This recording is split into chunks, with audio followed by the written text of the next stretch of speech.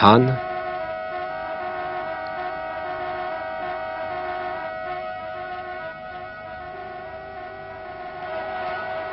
Cruyff qui n'a pas redressé la course, il avait été légèrement balancé par Messias. Enfin, leur duel a été très correct. Oui. Messias a tellement d'atouts dans son jeu qu'il n'a pas besoin de recourir à des procédés illicites. Enfin, on peut dire qu'au niveau européen, le football a atteint vraiment un tel degré qu'il n'est pas possible de disputer ces matchs sans une parfaite condition physique et une grande valeur athlétique. C'est évident. À moins d'être un génie, d'être un joueur de petit gabarit jouant très bien au football. Regardez cette action très importante. Nous allons la revoir 3 fois. Et regardez bien Blankenburg, le numéro 12, qui va provoquer la colère des supporters portugais, car M. Burton Shaw ne siffle pas penalty. Une action qui a fait couler beaucoup d'encre. Nous allons la revoir. Et regardez bien un retourné du pied gauche de Blankenburg qui touche avec sa main droite. Le voici. Qu'en pensez-vous? Je pense que c'est vraiment un cas limite. On ne voit pratiquement... Regardez encore. Retourné du pied gauche et la main droite qui touche. Les Portugais réclament le penalty. M. Burton Shaw est resté muet. On ne voit jamais à ce niveau de compétition une telle action. Mais il est certain, d'autre part, que le geste est purement involontaire, parce qu'il procède par définition d'une maladresse. La maladresse est toujours involontaire. C'est la balle qui va à la main et non pas le contraire? Absolument, oui, c'est la balle qui va à la main. J'avoue qu'à chaud, j'ai cru au penalty, je le reconnais bien volontiers, mais en revoyant cette séquence détaillée, répétée, dans l'esprit de la loi, il n'y avait pas penalty. Il faut reconnaître d'ailleurs que certains joueurs de Benfica ont été très fair-play, en particulier leur président. Absolument. On me le confirmait encore à midi. Et je regrette qu'on n'ait pas pu revoir la main de Hahn, qui, elle, était moins visible, mais beaucoup plus intentionnelle, donc justiciable de ce penalty. Vous voyez que les coussins pleuvent, la foule gronde, et on a vraiment frôlé l'émeute. Le match a été interrompu pendant de longues minutes. La police est obligée d'intervenir. Et là, je crois qu'il faut rendre hommage aux 22 joueurs, parce que dans un tel climat de violence, ils n'ont absolument pas appuyé davantage leur contact, ils ont continué à jouer farouchement mais correctement. Ici, c'est le numéro 15, un remplaçant, c'est Vitor Batista qui s'échauffe, il remplacera dans quelques minutes Arthur George, dans l'équipe de Benfica. Sortie d'Enrique, qui, vous avez pu le constater, n'a pas eu beaucoup de choses à faire hier à Benfica. À Lisbonne, il a bien fait ce qu'il avait à faire, mais Steuil a été beaucoup plus sollicité.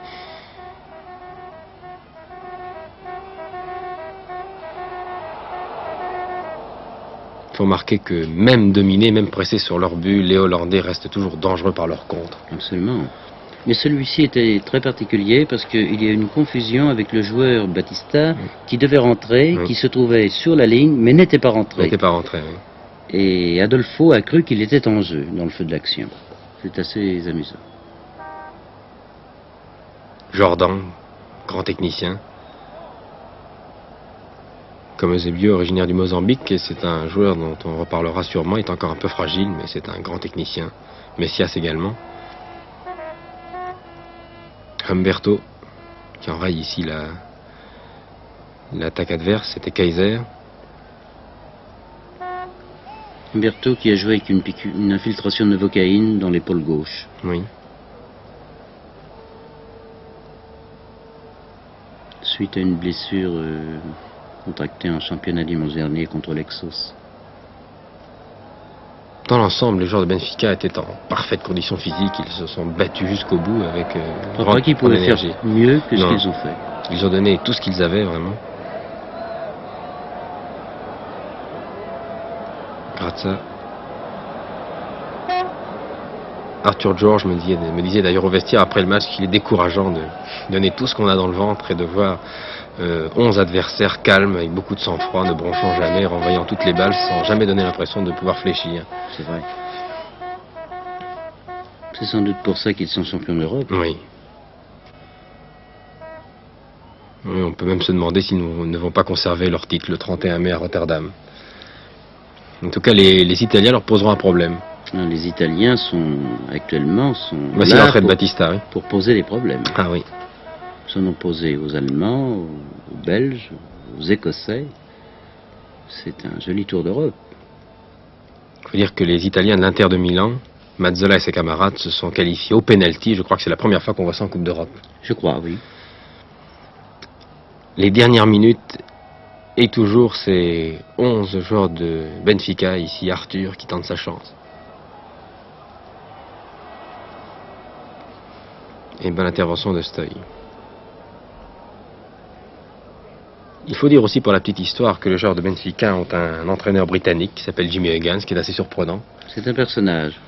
Un entraîneur britannique qui s'occupe d'une équipe portugaise. C'est un personnage, effectivement, qui apparemment ne fait pas l'unanimité, si on en croit les joueurs de Benfica. Non, ils ne s'en cachent pas d'ailleurs. Ils ne sont pas du tout du même avis. Ça arrive assez souvent dans des équipes de football, mais ce qui est beaucoup plus rare, c'est que les joueurs le disent et ne demandent pas aux journalistes de le cacher. Les dernières secondes, 0-0, c'est donc Ajax d'Amsterdam qui disputera cette année encore la finale de la Coupe d'Europe. L'année dernière, Cruyff et ses camarades étaient finalistes, ils avaient battu le Panathinaikos de Puskás à Wembley. À Rotterdam, cette fois, ils vont rencontrer l'Inter de Milan, une équipe qui a beaucoup d'expérience, qui a remporté plusieurs fois la Coupe d'Europe, qui revient au premier plan. Le rideau défensif, la muraille du calcio contre Cruyff et Kaiser, c'est un match qui fera sans doute couler beaucoup d'encre et qui sans doute tiendra ses promesses. Il fera sans doute aussi couler beaucoup de bière en Hollande. Oui, Hollande. Les joueurs d'Ajax seront tout de même avantagés par le terrain, ils jouent chez eux tout de même. Oui, c'est tout à fait regrettable. Notez que c'est arrivé au bénéfice de l'Inter, précisément contre Benfica, il y a quelques années, mais c'était aussi regrettable. L'Inter de Milan, donc en finale, le 31 contre Ajax d'Amsterdam. L'Inter de Milan qui s'est qualifié après bien des péripéties. Vous n'avez pas oublié ce match contre Mönchengladbach qui a fait lui aussi couler beaucoup d'encre. Les joueurs du Celtic qui ont raté un penalty sur les 5 tirés après la prolongation. Ça leur a été fatal car les Italiens ont réussi leurs 5 penalties. Il est un petit peu dommage d'ailleurs qu'une place en finale soit obtenue de cette façon, mais c'est le règlement. C'est le règlement et c'est un moindre mal. Il faut choisir entre les pénaltys et le tirage aveugle d'une pièce qu'on jette en l'air. Le pénalty, c'est quand même le produit d'un geste technique, d'une concentration nerveuse. Je crois que c'est quand même préférable. Les dernières tentatives portugaises. Jordan, tir contré. Là, on est dans l'épique. Ah, vraiment, c'est une fin de match émouvante. Les joueurs de Benfica qui ont fait tout de même une saison exemplaire, réussissant à se qualifier pour la finale, et ce n'est pas un petit exploit.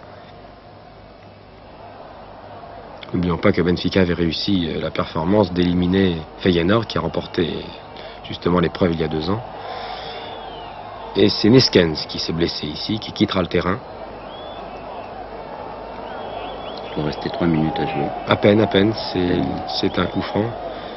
La dernière chance, les dernières cartouches portugaises, c'est Eusebio qui va essayer de tromper une dernière fois Steuil. Neskens est touché, plus de peur que de mal. Cruyff, Kaiser. Vous voyez, il n'y a pas de hargne entre joueurs, ils se sont battus farouchement les uns et les autres, mais il n'y a aucune hargne, c'est très bien. Et non, une balle qui ne donne rien. C'était la dernière tentative portugaise. Ajax a donc remporté ce match grâce à un but marqué à l'aller. Et il faut remarquer que sur les près de 7 heures qu'ont duré les 4 matchs de Coupe d'Europe, il n'y a eu qu'un seul but, celui de Sfart finalement, sans parler des pénaltys. C'est exact. Et 2 seulement pour notre Coupe de France hexagonale. Oui. Et vous le savez maintenant, Marseille, Bastia. Lens et Reims se sont qualifiés. Voilà, c'est la fin du match. Rendez-vous donc le 31 à Rotterdam. L'équipe d'Ajax a mérité sa qualification. C'est certainement la meilleure actuellement. Et elle peut penser au triplé maintenant. Alors que M. Burstenshaw rentre au vestiaire. N'oublions pas qu'Ajax va remporter cette année le championnat de son pays. Va sans doute remporter la Coupe. Il joue contre l'AE le 15. Et il va peut-être remporter la Coupe d'Europe. Rendez-vous le 31 à Rotterdam.